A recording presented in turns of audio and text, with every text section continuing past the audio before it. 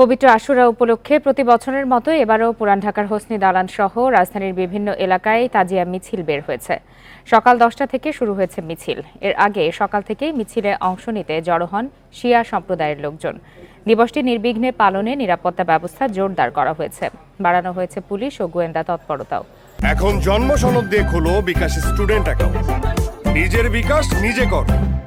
সুষ্ঠুভাবে তাজিয়া মিছিল সম্পন্ন করতে নানা নির্দেশনা দিয়েছে ডিএমপি। তাজিয়া মিছিলে দা, ছোরা, কাঁচি, লাঠি পরিবহন সম্পূর্ণ নিষেধ করা হয়েছে। এছাড়াও মহররম মাসের পবিত্রতা রক্ষায় পটকা, আতশবাজি ব্যবহারে নিষেধ করা হয়েছে। আশুরা উপলক্ষে বায়তুল মোকাররম জাতীয় মসজিদে আয়োজন করা হয়েছে আলোচনা সভা ও দোয়া মাহফিলের।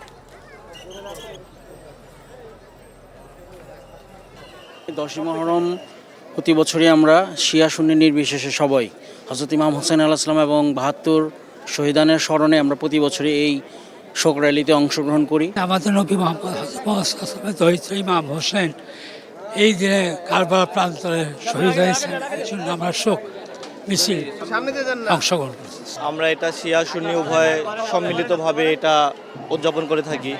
ইমাম হোসেন আলাইহিস সালাম কোনো শিয়া এবং কোনো সুন্নির জন্য বিশেষভাবে আসেনি। এটা প্রত্যেক মুসলমানেরই দায়িত্ব তার শোকে শোকাহিত হওয়া। ইমাম হোসেন ইসলাম 61 হিজরিতে কারবালার ময়দানে যে সত্য প্রতিষ্ঠা করে গিয়েছেন, সেই সত্য যাতে আজ প্রতিটি সমাজে গড়ে ওঠে এবং আমরা এই সত্যকে অবলম্বন করে আগামী ভবিষ্যৎ প্রজন্মের কাছে একটি সুন্দর ভবিষ্যৎ দিয়ে যেতে পারি।